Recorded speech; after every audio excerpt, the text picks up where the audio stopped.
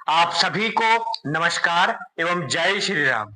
मित्रों, भारत भूमि को विधाता ने कई उपहार दिए हैं। कई महापुरुषों ने भारत में जन्म लिया है, जिसमें भगवान श्री राम, भगवान श्री कृष्ण, स्वामी विवेकानंद जी व अन्य कई संत महापुरुषों ने भारत में जन्म लिया है। यदि हम वैश्विक स्तर पर राजनीति की बात करें तो भारत एक ऐसा इकलौता देश है जिसको अटल बिहारी वाजपेयी जी जैसे राजनीतिज्ञ मिले, जिन्होंने भारत की राजनीति के घटनाक्रम को बदला। जमीन से जुड़ी हुई राजनीति जिनका उद्देश्य था। अटल बिहारी वाजपेयी जी 3 बार भारत के प्रधानमंत्री बने, जिसमें एक बार 13 दिन, दूसरी बार 19 महीने और फिर पूरे 5 साल तक वो भारत के यशस्वी प्रधानमंत्री रहे, जिन्होंने अपने कार्यकाल में भारत को वैश्विक स्तर पर ऊंचाइयां दी और पोखरण जैसे परमाणु परीक्षण तक भी करवाए। गांवों, सड़कों, गलियों, शहरों से राजनीति शुरू करते हुए प्रधानमंत्री पद तक पहुंचकर वे भारत रत्न अटल बिहारी वाजपेयी जी कहलाए। 2 महत्वपूर्ण बातों पर अटल बिहारी वाजपेयी जी गौरवान्वित होते थे। एक, पहले वो भारतीय होने का गर्व महसूस करते थे, फिर वो हिंदू होने का गर्व महसूस करते थे। यदि हम भारतीय होने का गर्व महसूस करने वाली बात कहें तो भारत के लिए कहते थे। उन्होंने अपनी पंक्तियों में कहा था कि भारत कोई भूमि का टुकड़ा नहीं है, ये जीता जागता राष्ट्र पुरुष है। ये वंदन की धरती है, ये अभिनंदन की धरती है। ये अर्पण की भूमि है, ये तर्पण की भूमि है। इसकी नदी नदी हमारे लिए गंगा है, इसका कंकर कंकर हमारे लिए शंकर है। यदि गंगा जल में बहती हुई हमारी अस्थियों को कोई कान लगाकर सुनेगा तो एक ही आवाज आएगी, भारत माता की जय। इसके अतिरिक्त यदि उनके हिंदू होने के गौरव की बात हम करें तो वो हिंदुत्व पर कहते थे। उनकी पंक्तियां हैं जिसमें मैं शब्द का प्रयोग उन्होंने हिंदू शब्द के लिए किया है। मैं अखिल विश्व का गुरु महान, देता विद्या का अमरदान। मैंने दिखलाया मुक्ति मार्ग, मैंने फैलाया ब्रह्म ज्ञान। मेरे वेदों का ज्ञान अमर, मेरे वेदों की ज्योति प्रखर।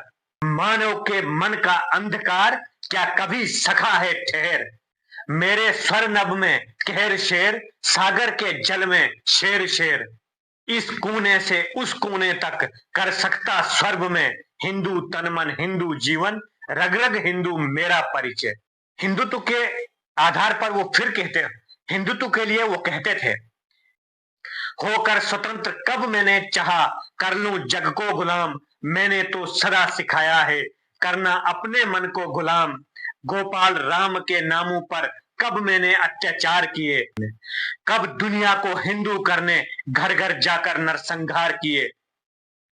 कोई बतलाए काबुल में कितनी मस्जिद तोड़ी, भूभाग नहीं शत शत मानो हृदय जीतने के निश्चय। हिंदू तन मन, हिंदू जीवन, रग रग मेरा हिंदू परिचय। इसके बाद भारत के राजनीतिक घटनाक्रम को देखकर उन्होंने चाहा, भारत में जमीन से जुड़ी हुई राजनीति की आवश्यकता है, जमीन से जुड़े हुए मुद्दों की आवश्यकता है और आम जनमानस को राजनीतिक जागरूकता की आवश्यकता है।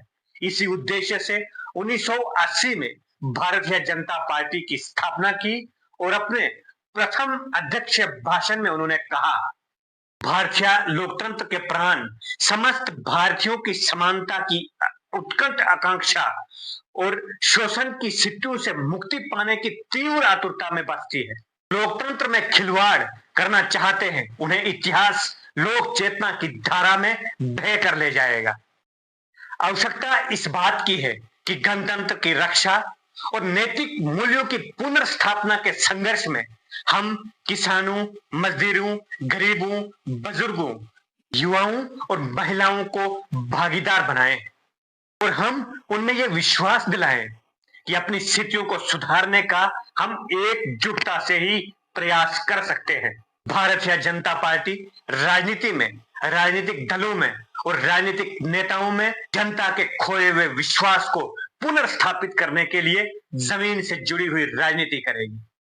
अटल जी ने भाजपा के प्रथम राष्ट्रीय अधिवेशन में भविष्यवाणी की थी। उन्होंने कहा था कि अंधेरा छटेगा, सूरज निकलेगा, कमल खिलेगा। जो आगे चलकर स्वयं अटल जी भारत के 3 बार प्रधानमंत्री बने और आज नरेंद्र मोदी जी तीसरी बार प्रधानमंत्री बने हैं। जो 2 मेंबर पार्लियामेंट से चली वो 300 से ऊपर सीटें लेकर देश की सबसे बड़ी पार्टी ही नहीं बल्कि दुनिया की सबसे बड़ी पार्टी बनी। ये संकल्प अटल जी का था। ये भविष्यवाणी अटल जी की थी कि एक दिन कमल अवश्य खिलेगा, क्योंकि अटल जी का संकल्प था कि जमीन से जुड़ी हुई राजनीति करना और जमीन से जुड़ी हुई राजनीति के उद्देश्य से ही उन्होंने जनता का विश्वास भी पाया था। अटल जी जब प्रधानमंत्री बने तब भारत को परमाणु परीक्षण करने से रोक लगाई गई थी। विदेशी ताकतें भारत पर दबाव बनाती थी कि भारत परमाणु परीक्षण नहीं कर सकता है, परंतु अटल जी ने कहा कि हम शांति के लिए परमाणु परीक्षण करना चाहते हैं। और जब पोखरण में परमाणु परीक्षण किया तो अटल जी ने कहा कि अब भारत दुनिया से आंख मिलाकर और कदम से कदम मिलाकर चलना जानता है और हम परमाणु का प्रयोग शांति के लिए करेंगे।